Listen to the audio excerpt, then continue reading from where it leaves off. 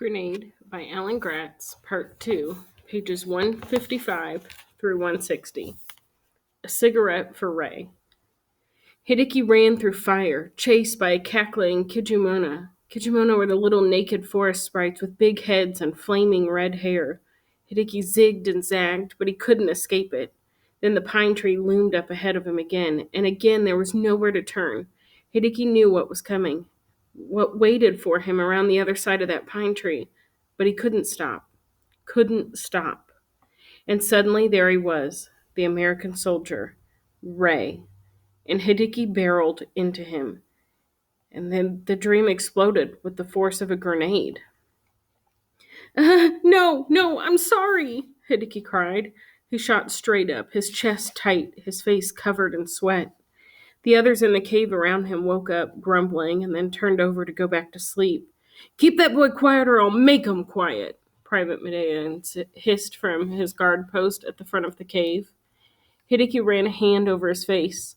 He had a fever, he was sure of it, and he shivered even though he was burning up inside. Here, my dear, an old Okinawan woman whispered, making him jump. The woman's face was wrinkled, and she wore a matching blue bashofu kimono and kerchief. She had brought Hideki a cup of dirty water from the water barrel he and Yoshio had carried back to the cave. As Hideki nodded his thanks and took the cup from the kind old lady, he noticed the backs of her hands. They were tattooed with hijachi. Hijachi were indigo tattoos Okinawan women had once worn on the backs of their hands to mark important events in their lives. The Japanese government had banned hijachi long before Hideki was born, but some old women still had them. Hideki caught glimpses of a circle and square that represented a wound spool of thread and a sewing box, arrows that marked the days her daughters left home to start families of their own, and little stars for when her grandchildren had been born. Then the old woman's hands disappeared inside the sleeves of her kimono. Did you have a nightmare? The old woman asked. She spoke Okinawan, not Japanese. I was being chased by a Kijimana, Hideki whispered. The old woman nodded. There are many Kijimana about these days.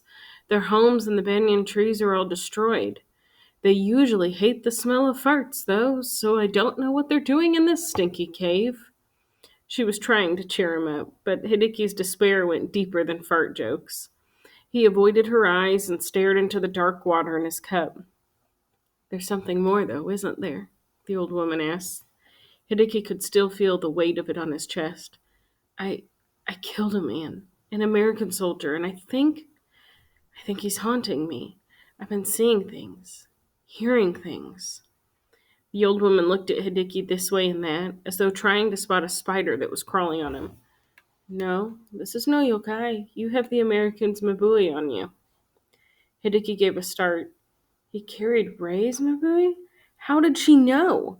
But then Hideki remembered his grandmother, back when she was alive, helping Hideki find his own mabui every day after he'd lost it playing outside. Maybe you had to be older to see it. I thought you could only carry the mabui of an ancestor, Hideki said. Oh no, said the woman. A person's mabui can come loose when something shocking happens. Sometimes the mabui is simply lost and you can find it again, but sometimes it attaches itself to someone else. Was his death a particularly frightful one? Hideki saw himself running into Ray, knocking him down, fumbling for his grenade, throwing it. Yes, Hideki said. His heart sank. Not only had he killed Ray, he had done it in so shocking a manner that Ray's very spirit had come unstuck and attached to him. No wonder he'd felt haunted. It wasn't just Shigetomo's mabui that was competing with Hideki's soul. It was Ray's, too. Can you help me get rid of it? Hideki asked the old woman. She shook her head. For that, you need a yota. Kimiko. Hideki was already going to find his sister, and now he was even more eager to reach her. If he could just clear this fog from his head and get past Private Medea and his rifle, then he could help Kimiko, and Kimiko could help him. But it might be days before he found her. Weeks, if she was even still alive. Maybe I can do it myself, Hideki said. Kimiko had taught Hideki how to perform the ceremony to try to appease Shigetomo's mabui.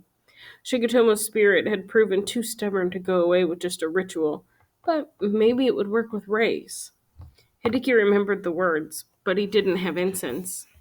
No, wait! He did have something.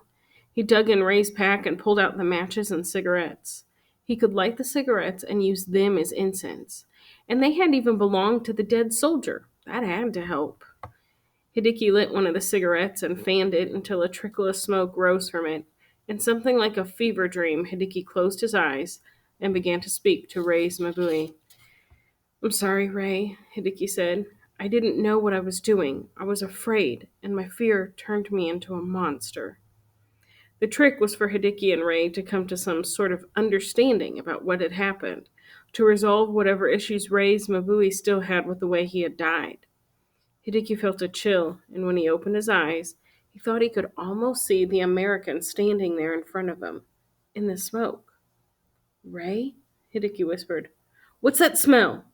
Private Made's angry voice broke the spell.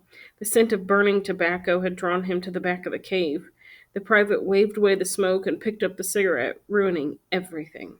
This is an American cigarette. Where did you get this? Made demanded. He tossed the cigarette on the floor and snatched up Ray's pack. This is an American pack. Are you a spy? What? No, Hideki said. I took it off a soldier I killed. The others in the cave awoke to yelling, and Hideki heard them murmuring and stirring around him. The boy is just trying to appease the spirit of a man who died, the old woman told the soldier. She said it in Okinawan, though, not Japanese, and it threw the soldier into a rage. You were told to speak only Japanese, Matei yelled. Anyone who doesn't speak Japanese is the enemy. She's an old lady who doesn't speak Japanese, Hideki tried to explain. She was just telling you what I was doing with the cigarettes. But the private wasn't listening. What are you trying to hide? He yelled at the old woman. He yanked her up by the arm, and her kimono fell away from her hands. When the soldier saw her markings, his eyes went wide. These tattoos, they are forbidden. You are Okinawan spies, both of you. With his other hand, the soldier grabbed Hideki's arm. Private Medea dragged him and the old woman toward the mouth of the cave. Spies and traitors will be shot.